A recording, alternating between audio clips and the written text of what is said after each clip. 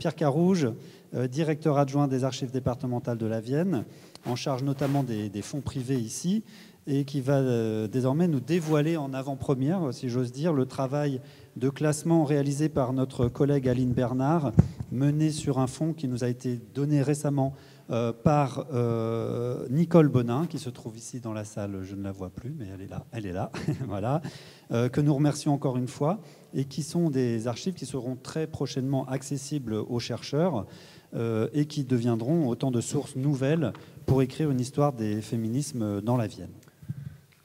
Donc bonsoir à toutes et à tous. Donc effectivement, je vais vous parler des archives donc, de Nicole Bonin qui ont été données par elle en 2023 et dont le classement est donc effectivement en cours de finalisation. Donc il s'agit pour l'essentiel des archives personnelles d'une militante féministe qui illustre son parcours de militante féministe.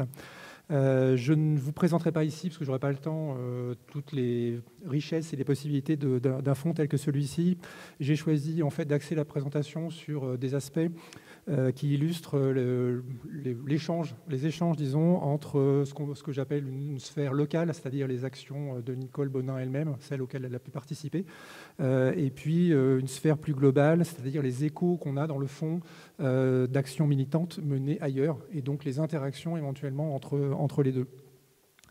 Donc dans le titre assez long que j'ai donné à cette présentation, ce sont sans doute les termes à Poitiers qui seront les plus questionnés. J'ajoute juste que vous avez dans la salle deux vitrines à droite que certains d'entre vous ont peut-être déjà vues, dans lesquelles il y a quelques documents originaux extraits de ce fonds et qui font écho à ce que je vais vous présenter. Donc je commence par ce qui est le document le plus ancien, et là on est sur la sphère intime, là pour le coup. Donc il s'agit en fait de notes prises par Nicole Bonin tout au long de sa vie, donc à partir de 1963, comme vous le voyez à l'écran. Donc je vous présente la première page du premier cahier, à la fois parce que c'est le document le plus ancien du fonds, et en plus parce que les deux phrases qui figurent en exergue, donc qui disent « J'écris pour ne pas oublier ce que j'ai été, cela sert, on apprend à ne pas se rétracter », de la part de quelqu'un qui, 60 ans plus tard, a fait donc ses archives un service d'archives. Ça dénote au minimum une certaine suite dans les idées, disons.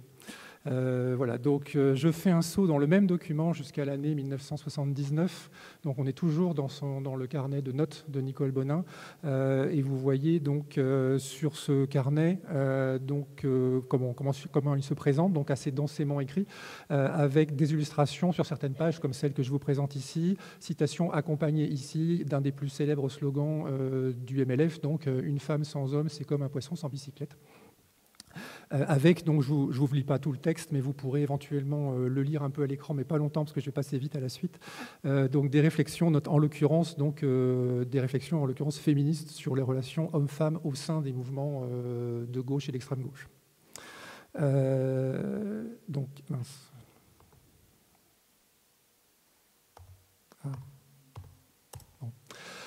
Donc on sort de la sphère intime, mais on reste dans l'action locale, disons locale au sens où il s'agit d'actions préparées par Nicole Bonin. En l'occurrence, un livre qu'elle a écrit, le seul livre qu'elle a publié sous son nom, qu'elle a co-écrit avec une autre autrice, donc Viviane Clarac, qui s'intitule donc « De la honte à la colère ».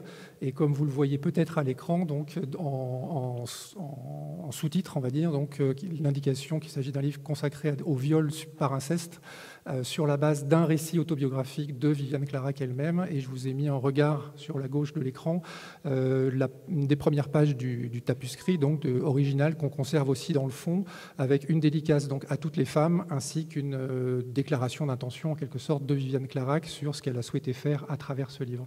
Le livre, une fois publié, a été diffusé par les deux autrices, et ça a suscité en retour un certain nombre de documents dans le fond qui ont été adressés à Nicole Bonin des quatre coins de la France notamment. Donc en l'occurrence, je vous ai mis deux exemples de ce qui a pu être reçu à cette occasion-là, donc après la publication du livre en 1985. Donc ici, deux exemples, l'un en milieu urbain, l'autre en milieu rural, avec à gauche un document de présentation d'une structure d'écoute pour les femmes victimes de violences basée à Villeurbanne, donc en banlieue de Lyon, et à droite donc un dossier de presse, disons, qui présente les activités d'une association active dans les campagnes de l'Aisne, donc association qui s'appelait Dialogue. Donc dans les deux cas, il s'agit donc de documents datant de la deuxième moitié des années 80. Mais comme il s'agissait de viol par inceste, c'est un sujet qui mettait aussi en cause, enfin en tout cas en jeu, la protection de l'enfance. Du coup, le fonds contient tout un dossier relatif également à des sujets qui ne sont pas directement féministes, mais en l'occurrence liés à la protection de l'enfance. Et donc vous avez ici à l'écran un exemple avec un courrier provenant d'une association d'envergure nationale, bien connue par ailleurs, Enfance et Partage, et en regard, une autre association œuvrant dans le même domaine de la protection de l'enfance, mais avec un périmètre d'action beaucoup plus local. Mais donc ça vient de Moselle. Donc ça montre bien que des initiatives locales peuvent avoir une résonance au-delà de la sphère locale et qui sont des aspects qui sont très visibles dans le fond. Le fonds illustre d'autres aspects qui ne sont pas directement féministes. Vous avez ici un exemple du bulletin de liaison du mouvement communautaire, dans la mesure où Nicole Bonin a eu aussi une expérience au début des années 70 de vie en communauté, et du coup recevait le bulletin en question. Donc cet exemplaire-là, j'ai choisi cet exemplaire-là dans la mesure où il est placé sous une citation de Valérie Solanas que vous avez en haut de la page, et en dessous il y a un coup de gueule d'une jeune femme qui se plaint de la manière dont sont traitées les femmes dans certaines communautés, ce qui montre au passage que la convergence entre les différents mouvements, en tout cas, ne va pas de soi, et que l'intégration des mouvements féministes à d'autres mouvements ne coule pas de source. Voilà.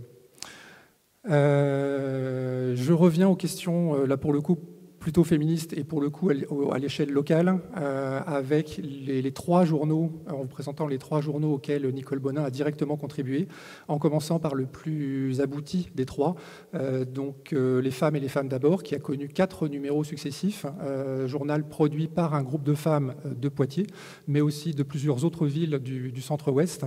Vous avez à gauche donc la couverture du numéro 1 et à droite une photo qui figure bien évidemment aussi dans le fond, de ce que j'ai appelé le comité de rédaction, puisqu'on voit sur la table au premier plan un exemplaire de ce numéro 1, et donc on imagine que il s'agit d'une réunion de préparation du numéro 2, ou enfin, en tout cas d'un des numéros suivants. Donc assise à droite au premier plan, c'est Nicole Bonin elle-même. Deuxième journal, quelques années plus tard, 1989, donc la bulle de luxe, édité par la GIFLE, autrement dit Groupe d'intervention féministe lesbienne d'excommunication, tout un programme. Donc journal, alors pour le coup rarissime, puisqu'il n'a connu qu'un seul numéro, dont vous avez la couverture à l'écran. On a dans le fond les documents de préparation d'un deuxième numéro, mais qui n'est jamais paru. Et je vous ai mis en regard à droite un numéro qui figure, un numéro d'un périodique anglais pour le coup, qui figure dans la documentation utilisée pour la rédaction du numéro 1 et qui était manifestement une source d'inspiration explicite pour la bulle de luxe. Troisième journal, je remonte dans le temps parce que c'est le plus ancien des trois, mais c'est le plus local aussi, Journal des femmes, donc de Poitiers en l'occurrence. Donc en l'occurrence premier numéro donc de 1977.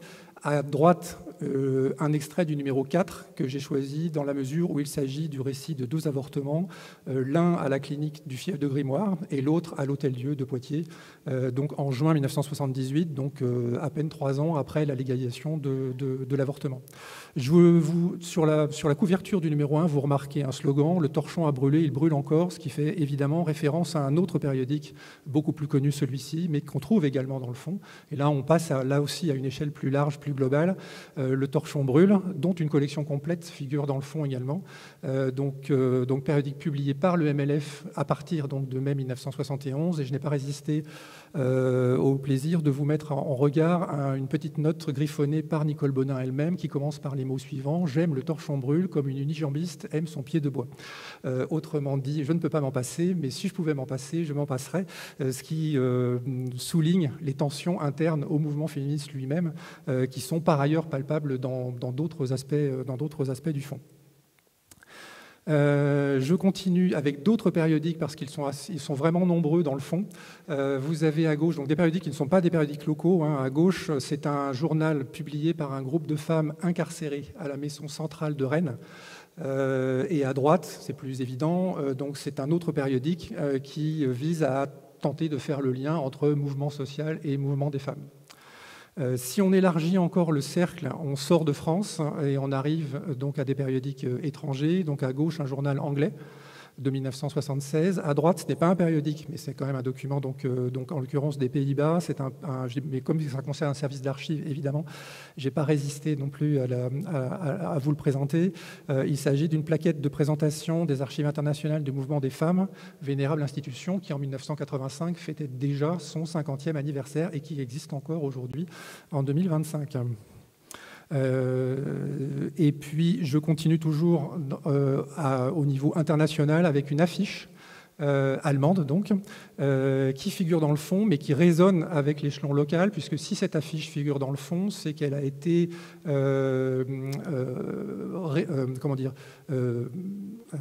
recueillie par Nicole Bonin à l'occasion d'une rencontre de femmes organisée par le groupe de femmes de Poitiers dans les Deux-Sèvres, rencontre à laquelle ont participé des femmes allemandes qui avaient dans leur bagage cette affiche et qu'elles ont laissée sur place en repartant. Donc là, on a vraiment un lien très direct entre le global et le local. Le slogan que vous avez sur l'affiche donc dit « Nous sommes lesbiennes, nous sommes nombreuses et nous ne nous laisserons plus réduire au silence ». Voilà. Retour au local, au purement local, avec une manifestation dans les rues de Poitiers contre la fête des mères en mai, donc évidemment en 1977.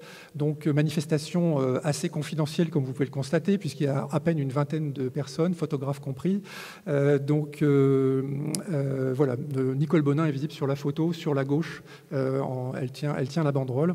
Et donc le fonds documente ce genre de choses, mais il documente aussi d'autres manifestations, là aussi à l'échelle nationale, des manifestations d'une toute autre ampleur, et notamment la grande marche des femmes le 6 octobre 1979, au cours de laquelle près de 50 000 femmes ont défilé dans Paris pour réclamer la pérennisation de la loi Veil sur l'avortement votée 4 ans plus tôt.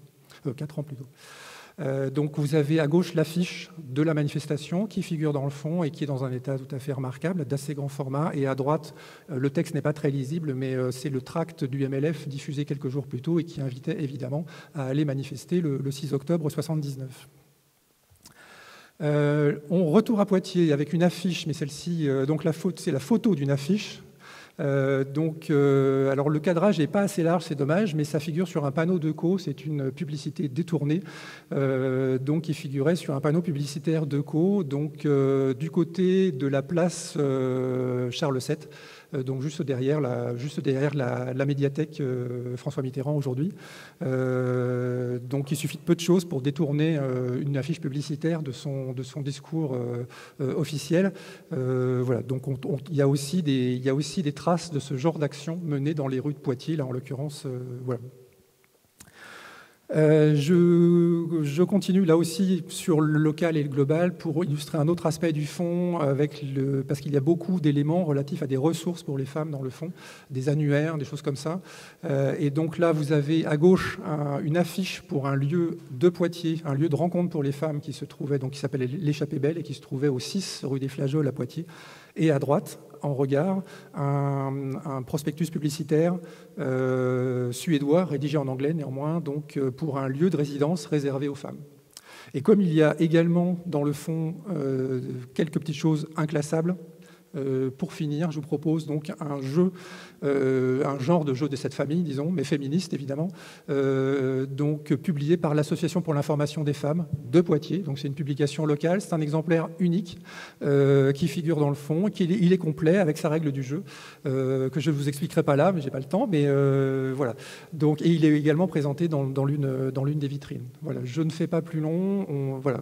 Donc et je vous remercie de votre attention pour cette présentation partielle nécessairement de ce fonds d'archives qui mérite une attention plus soutenue. Voilà. Merci beaucoup Pierre Carrouge.